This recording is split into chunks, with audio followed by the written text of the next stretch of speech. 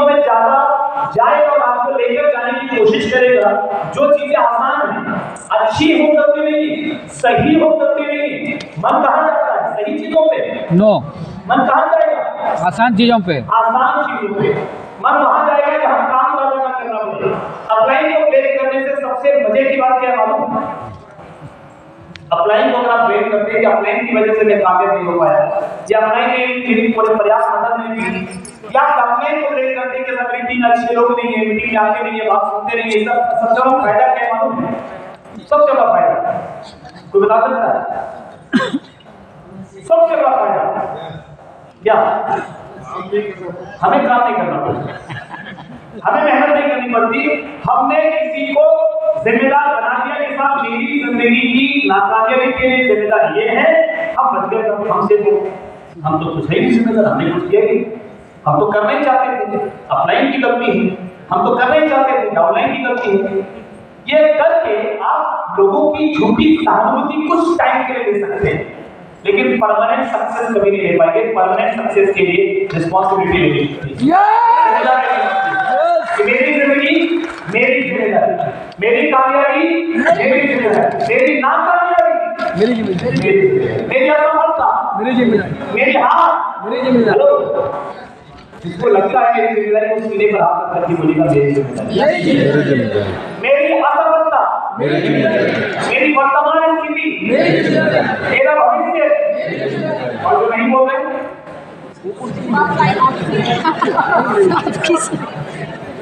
मेरी बीवी मेरी जिम्मेदारी। हेलो, यहाँ नहीं बोल पा रहे हैं तो वहाँ मार्केट में बोल ही नहीं पाएंगे। तो शुरुआत करनी वहीं से करनी है। फिर से मैं पूछता हूँ, मेरी कामयाबी मेरी जिम्मेदारी, मेरी कामयाबी मेरी जिम्मेदारी, मेरी नाकामयाबी मेरी जिम्मेदारी, मेरी असफलता मेरी सफलता, मेरी हार मेरी जीत, मेरी जिंदगी, मेरा परिवार, मेरी टीम, मेरी टीम। बोल रहे हैं, मानते भी मानेंगे, जीवन आगे बढ़ेंगे। तो अगर आपको इस रेड कार्पेट का ज्यादा फायदा लेना है तो आपस में डिस्कस कीजिएगा कि आपका अनुभव क्या रहा, क्या ज्यादा अच्छा लगा, इस पूरे प्रोग्राम में आपको ज्यादा अच्छा क्या लगा। तीसरा डिस्कस कीजिएगा इसका अधिकतम लाभ कैसे मिले। अधिकतम लाभ लेने के लिए मैं अपनी तरफ से कुछ चीज आपको बता देता हूँ। जितनी फोटोज और वीडियोज आपने ली हैं उन सब का एक एल्बम बनाइए, वीडियोस का, फोटोज का मोबाइल पर एल्बम बनाइए, कुछ फोटो को धुलवा लीजिए और फिजिकल एल्बम बनाइए।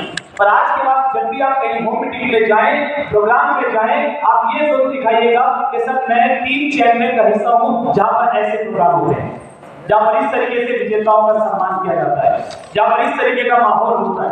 और मैं आपको बताना चाहता हूं कि बताने से ज्यादा दिखाने का असर जल्दी होता है, ज्यादा होता है।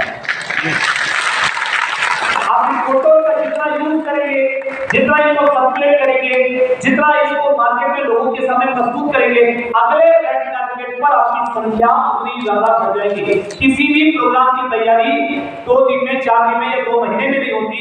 उस प्रोग्राम की तैयारी आपके हर दिन के कार्य में होती है, हर दिन की गतिविधियों में होती है। आज से ही आपको अगले रेड कार्पेट की तैयारी शुरू करनी है और जिसने ये कर दिया अगला रेड कार्पेट उसके नाम लिखा जाएगा। तो आपको ये डिस्कस करना है कि फायदा मिलकर कैसे लेना है। जो नहीं आए उनको ये नहीं बोलना आप क्यों नहीं आए, उनको ये बोलना है कि सर आपने कुछ मिस किया, सर मजा आ गया। आपका एक्सप्रेशन ऐसा होना चाहिए, आपकी भावनाएं और आपके शब्द ऐसे होने चाहिए, आपके चेहरे के भाव ऐसे होने चाहिए कि उस व्यक्ति को ये लगे कि साहब अगला रेड कार्पेट काश कल ही हो जाए और मुझे कल ही भाग लेने का मौका मिले। हेलो, लोगों में ये चर्चा कीजिए कि अपने काम करने के तरीके में आप क्या क्या बदलाव लाएंगे। क्योंकि अगर आपसे पहले आपके बाद में आए हुए किसी व्यक्ति का ऐसे न्यू रॉयल्टी सेलिब्रेशन हुआ, ऐसे न्यू टेक्निकल सेलिब्रेशन हुआ, तो एक थप्पड़ से 4 के जोर लगाइए कि साहब मेरी क्या कमी हो, क्या गलती है कि इस वजह से मैं नहीं जा पाया। हेलो, कब तक आप यूं ही देखते रहेंगे और लोग आगे निकलते रहेंगे? हेलो, लोगों की खुशी में खुश होना अच्छा है और होना ही चाहिए, ये यूनिटी है, ये एकता है, लेकिन कब तक केवल दूसरों की खुशी में ही खुश होते रहेंगे, अपने परिवार को खुश होने का मौका कभी नहीं देंगे? हेलो, कब तक दूसरों के लिए ही तालियां बजाएंगे? कब अपने लिए तालियां कभी नहीं बजवाएंगे। बजवाएंगे साहब। कब हम होंगे कामयाब, हम होंगे कामयाब एक दिन, न जाने कब आएगा वो दिन, आएगा या नहीं हमें नहीं मालूम, लेकिन होंगे कामयाब एक दिन। कब?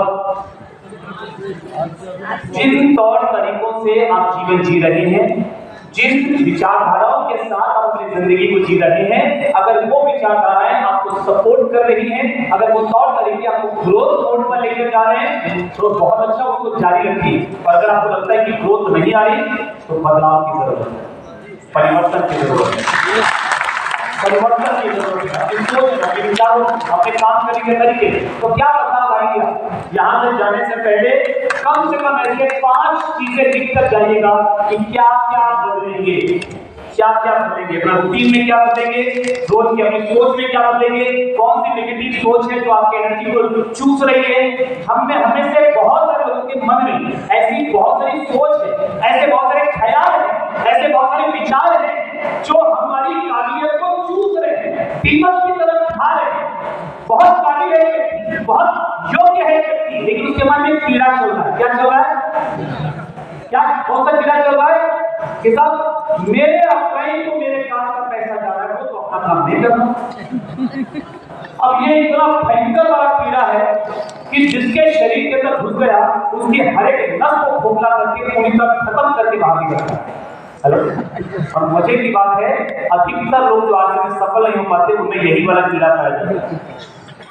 एक कुर्सी है, एक कुर्सी पर जल्दी से दौड़ के कुर्सी अंदर से है, अंदर हो गया।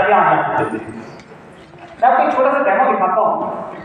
देखिए साहब, मैं कैसे काम करता हूँ, मुझे वहां जाना है सक्सेस के लिए। अब मेरा काम करने का तरीका देखिए, मैं जा रहा हूँ, मैं सक्सेस के लिए जाना चाहता हूँ, और मैं क्या हुआ, क्या हुआ, क्यों गिरा? नीचे देखे नहीं, क्योंकि कहाँ देख रहा हूँ मैं, कहाँ देख रहा हूँ मैं, ऊपर। कहाँ देख रहा हूँ मैं, ऊपर। ऊपर कौन है? अल्लाह यार, इसे समझा दो यार, तो बताना नहीं पड़ता, अल्लाह आप खुद ही केस कर लेते हैं।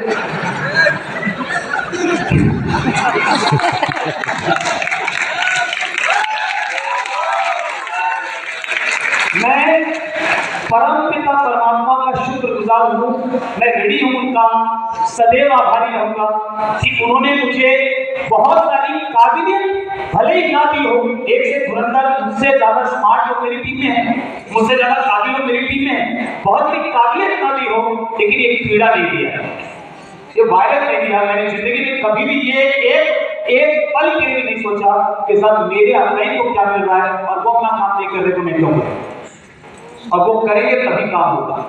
ये एक पल के लिए मेरे मन में ख्याल नहीं आया, और उसी का परिणाम क्या मिला। मैंने अपना काम हमेशा पूरी ईमानदारी से किया कि मैं क्या कर सकता हूँ, और मैंने अपने जिम्मेदारी से बढ़कर जिम्मेदारी ली। क्यों ली? क्योंकि मुझे सीखना था, और आज तक कुछ नहीं था। मेरे अपने ने मुझे बोला कि बेटा सचिन, सीखना है तो एक ही तरीका है। पीके देवानंद ने नहीं बोला था मुझे, बेटा सीखना है तो एक ही तरीका है कि जो लीडर है ना उनके साथ लग जाओ, उनके साथ रहो तो सीखने को मिलेगा। तो मैंने कहा कि वो लीडर मुझे अपने साथ क्यों रखेंगे, जो मुझसे ज्यादा काबिल है, जिनकी टीम मुझसे बड़ी है, जिनके पास इनकम मुझसे बड़ी है, और मेरे से बड़ी बड़ी टीम वाले लोग उनकी टीम में है, मेरी तो अभी तक कोई टीम भी नहीं है, तो मुझे वो लीडर्स अपने साथ क्यों रखेंगे। उन्होंने कहा ये ढूंढना तुम्हारा काम है कि क्यों रखेंगे, लेकिन मैं ये कह सकता हूँ कि रहोगे तो सीखोगे। मैंने संकल्प लिया कि मुझे लीडर्स के साथ रहना है, सीखना है, तो मैंने उसका रास्ता ढूंढा, उपाय ढूंढा।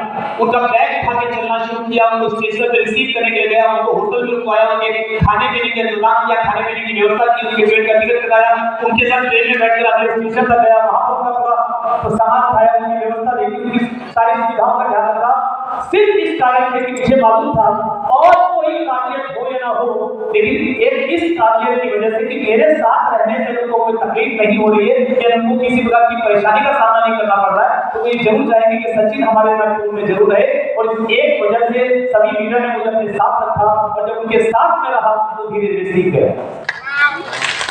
जो नहीं आता था वो सीख गया, जो नहीं आता था वो सीख गया। अगर